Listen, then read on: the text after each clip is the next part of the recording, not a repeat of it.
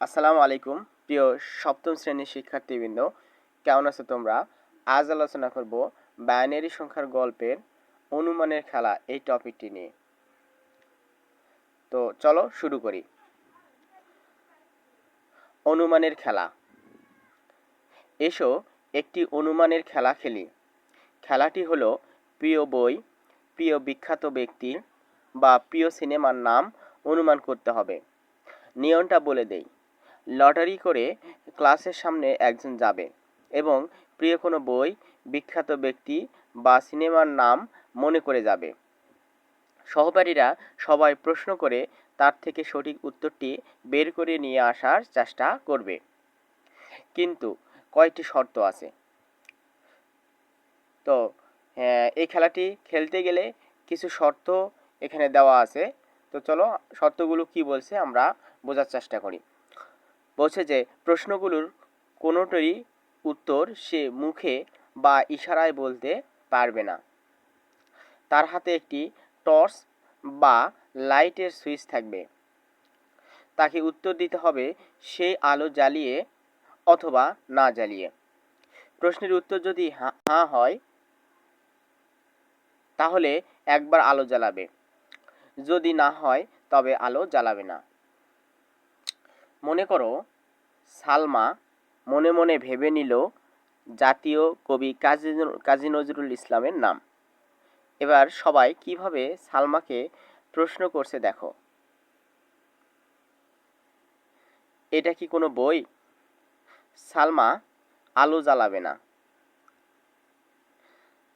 আসলে সালমা এখানে আলো জ্বালাবে না এই কারণে যে এটি বই না, এটি হচ্ছে জাতীয় কবি কাজী নজরুল ইসলাম, অর্থাৎ একজন ব্যক্তি।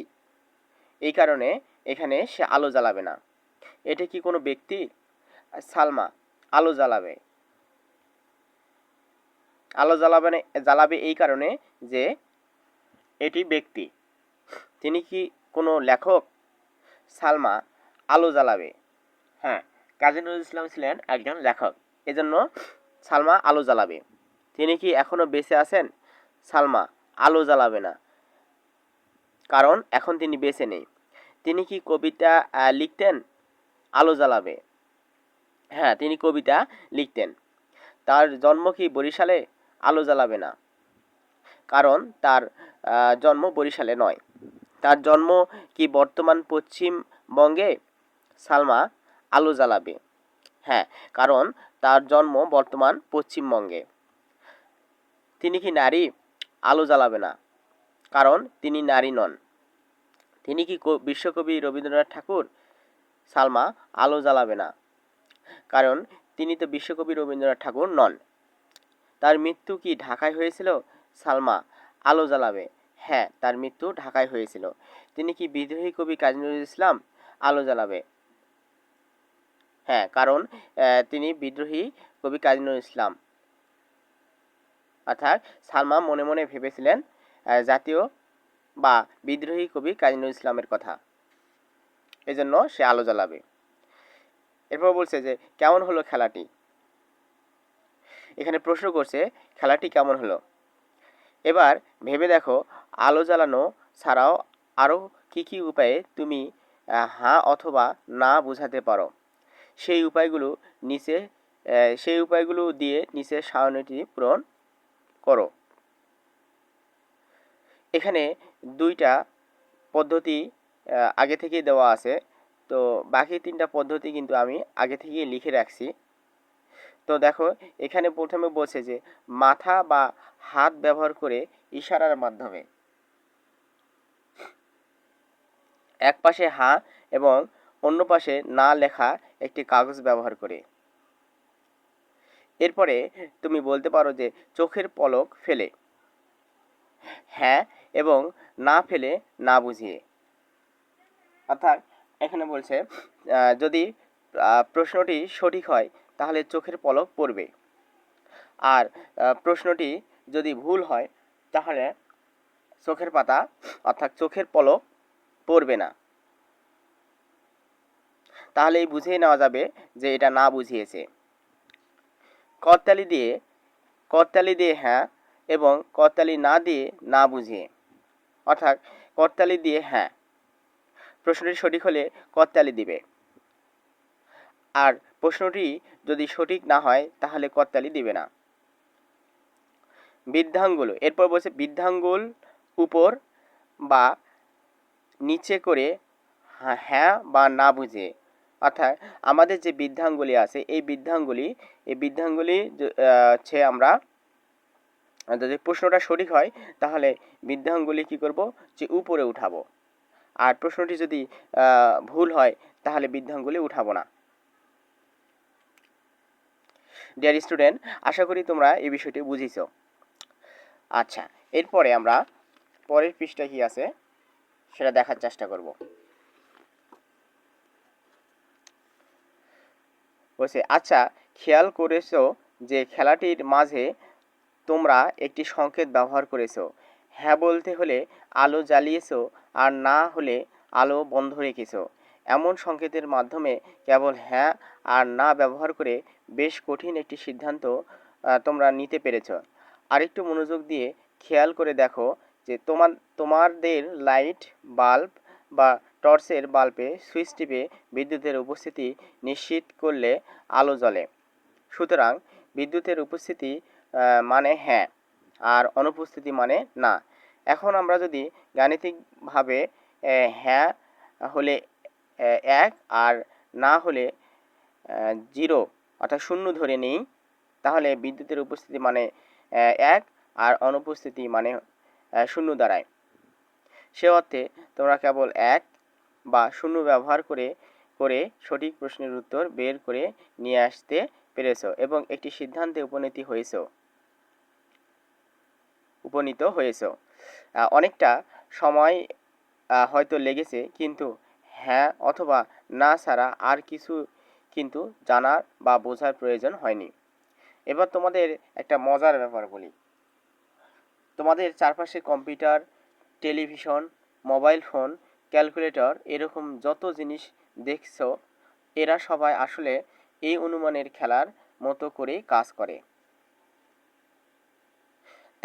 তার মানে শুধুমাত্র হ্যাঁ আর না অর্থাৎ 1 আর 0 ব্যবহার করে সব কাজ করে। অবাক ব্যাপার, তাই না?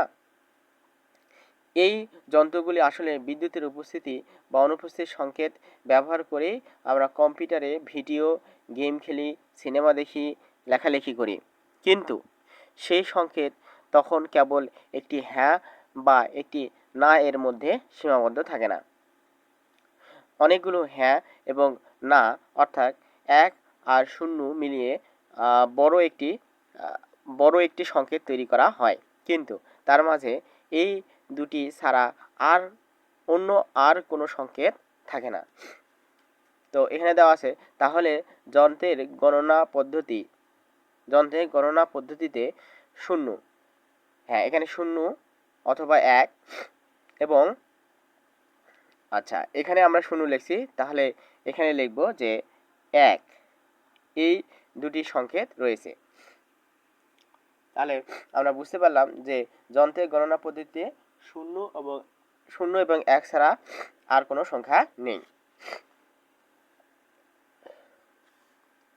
আচ্ছা, আমরা সাধারণত গণনা করতে বা সংখ্যা লিখতে কয়টি সংকেত বা অঙ্ক ব্যবহার করি সেগুলো লিখে নিচের সারণীতে পূরণ করো। তো আমরা এখানে দেখো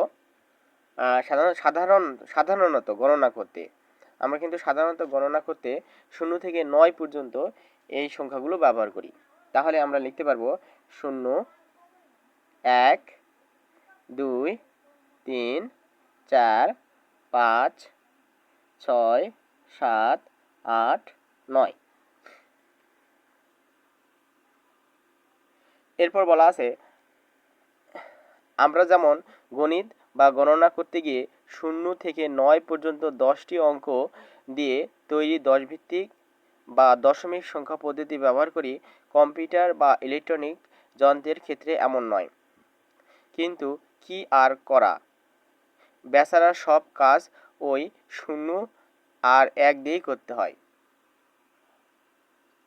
আশা করি এই বিষয়টা বুঝছো। তো আমরা এখানে দেখো যে 0 থেকে 9 পর্যন্ত মোট 10টি অঙ্ক ব্যবহার করি বিভিন্ন গণনার ক্ষেত্রে, কিন্তু কম্পিউটার তা করে না, অর্থাৎ 0 থেকে 9 পর্যন্ত এই অঙ্কগুলো ব্যবহার করে না। সে কি ব্যবহার করে? শুধুমাত্র 0 আর 1 এই দুইটি অঙ্ক দিয়ে সে মানে যত যাবতীয় কাজ আছে সেগুলো সম্পূর্ণ করে। আচ্ছা, এখানে বলছে দশমিক পদ্ধতিতে আমরা 0 থেকে 9 পর্যন্ত চিহ্নগুলোকে অঙ্ক বা ডিজিট বলি। হ্যাঁ, 0 থেকে 9 পর্যন্ত অঙ্কগুলোকে আমরা কি বলি? অঙ্ক বা ডিজিট।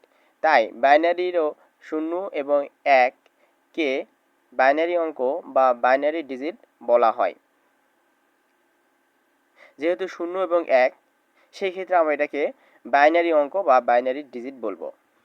বারবার বাইনারি ডিজিট না বলে বাইনারি হতে বিআই আর ডিজিট এ টি মিলিয়ে সংক্ষেপে বলা হয় বিট। হ্যাঁ, এটা সংক্ষেপে বলা হবে বিট। বাংলায় আমরা একে বিট লিখি। বাংলায় আমরা একে কি লিখি? বিট লিখি। আচ্ছা, এরপরে বলছে যে 2 ভিত্তিক সংখ্যা পদ্ধতিতে 0 আর 1 ছাড়া আর কোনো অঙ্ক নেই। এমন কিন্তু আরও অনেক সংখ্যা পদ্ধতি আছে। তুমি কি ব্রাজিলের পিরাহা উপজাতির কথা শুনেছ? তাদের বসবাস হলো আমাজন বনের গহীনে। সভ্যতার সাথে ওদের সম্পর্ক নেই মোটেই। জ্ঞান বিজ্ঞান তো দূরের কথা, তাদের বর্ণমালা, ভাষার শব্দ এবং গণনা পদ্ধতি খুবই সীমিত। আর 1 এবং 2 এর বেশি গণনা করতে পারে না। 2 এর বেশি যে কোনো সংখ্যাকে তারা বলে অনেক। মজার না? আচ্ছা, এরপর বলছে যে তোমরা তো কেমন হয় আমরা যদি 2 ভিত্তিক পদ্ধতিতে গণনা করা শিখতে পারি? একটা কথা তোমাদের আগে ভাগেই জানিয়ে রাখি, 2 ভিত্তিক পদ্ধতিতে ভালো করে বুঝলে কম্পিউটার কিভাবে কাজ করে সেটি বুঝতে পারবে। শুধু তাই নয়, কম্পিউটারের অনেক সমস্যা তুমি নিজেই বুঝে সমাধান করতে পারবে। তাহলে চলো পরিচিতি হয়ে নেই 2 ভিত্তিক সংখ্যা পদ্ধতির সাথে। আচ্ছা, তো চলো আমরা 2 ভিত্তিক সংখ্যা পদ্ধতির সাথে পরিচিত হই। তো কার্ডে ডট গুনি। তো এখানে যে বিষয়টা দেওয়া আছে যে কার্ডে ডট গুনতে বলছে, তো নিচের খেলার মধ্যে দিয়ে আমরা কম্পিউটার কিভাবে গণনা করে সেটা বুঝতে পারবো। খেলার শুরুতে তোমরা যে কোনো 4 জন ক্লাসের সামনে গিয়ে অন্যদের মুখোমুখি দাঁড়াও। তাদের প্রত্যেকের হাতে থাকবে একটি করে বড় কার্ড। এবার প্রথম জনের কার্ডে একটি ডট এঁকে দাও। প্রথম জনের কার্ডে একটি ডট এঁকে দাও। এভাবে দ্বিতীয় জনের কার্ডে 2টি আর তৃতীয় জনের কার্ডে 4টি ডট আঁকো। আচ্ছা, এই যে দেখো এখানে প্রথম জনের একটি ডট, দ্বিতীয় জনের 2টি এবং তৃতীয় জনের 4টি ডট আঁকা হয়েছে। এবং চতুর্থ জনের এখানে কোনো ডট আঁকা হয়নি। তো বুদ্ধি খাটাও। এবার তোমরা একটু চিন্তা করে বলো তো চতুর্থ জনের কার্ডে কয়টি ডট থাকবে এবং কিভাবে তোমার উত্তর নির্ণয় করলে। আচ্ছা, এখানে সহজভাবে বোঝা যাচ্ছে। দেখো, প্রথমটাতে যদি 1টি থাকে তাহলে দ্বিতীয়টি কি 1-এর দ্বিগুণ, তাহলে কি 2টি। আবার দ্বিতীয় জনের থেকে তৃতীয় জনের 4টি, অর্থাৎ 2-এর ডাবল হয়ে গেছে 4টি। তাহলে তৃতীয় জনের থেকে চতুর্থ জনের কয়টি হবে বলো তো? অবশ্যই 4-এ ডাবল হবে, তাহলে 4×2 = 8। এখানে 8টি ডট হবে। তো এখানে কিভাবে লিখবো সেটাই আমি বুঝে দেওয়ার চেষ্টা করতেছি। তো দেখো, এখানে আমরা লিখতে পারবো এভাবে যে এখানে প্রথম জনের কার্ডে লিখবো যে এখানে প্রথম জনের কার্ডে একটি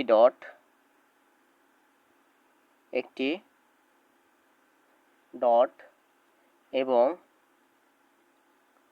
তার দ্বিগুণ ডট আছে এবং তার দ্বিগুণ ডট আছে দ্বিতীয় জনের কার্ডে। দ্বিতীয় জনের কার্ডে। ওকে, এরপর আমরা লিখব যে দ্বিতীয় জনের কার্ডের দ্বিগুণ ডট আছে, দ্বিতীয় জনের কার্ডে দ্বিগুণ ডট আছে তৃতীয় জনের কার্ডে, আছে তৃতীয় জনের কার্ডে, যা কয়টি বলো তো? 4টি। এখানে আছে 1 2 3 4, 4টি। তাই এরপর লিখতে পারি যে তাই চতুর্থ জনের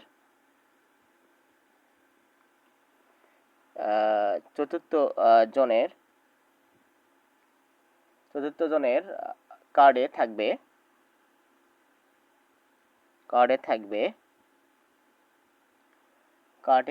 তৃতীয় জনের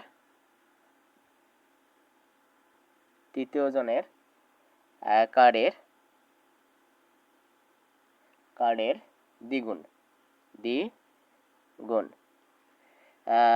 অর্থাৎ আমরা লিখতে পারি অর্থাৎ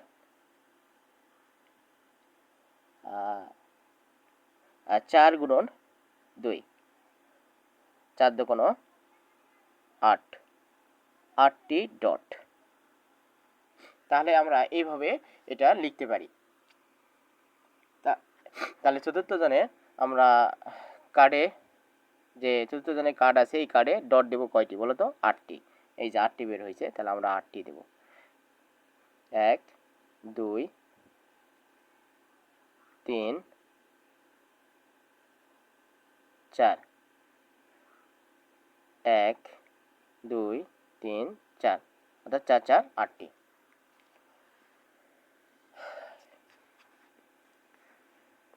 তাহলে আমরা যদি এটার সংখ্যা দিয়ে নির্ণয় করি, তাহলে এটা এখানে দেব 1, এখানে দেব 2, এখানে দেব হচ্ছে 4, অর্থাৎ আমি ইংরেজিতেই লিখছি, ইংরেজিতে লিখব 1 2 4, আর এখানে হবে 8। যেহেতু একটির থেকে আরেকটির দ্বিগুণ হচ্ছে, সেক্ষেত্রে এখানে 1 2 4 8 এভাবে চলবে। এরপরে বলছে যে এই ধারাবাহিকতাটি বুঝতে পারলে এভাবে পঞ্চম ষষ্ঠ সপ্তম যে কোনো বন্ধুর কার্ডেও কতটি ডট বসবে তা বলে দিতে পারবে। এবার নিচের ফাঁকা ঘরটি পূরণ করো। তো এখানে একটা ফাঁকা ঘর দিছে, তো এই ফাঁকা ঘরটি পূরণ করতে বসে।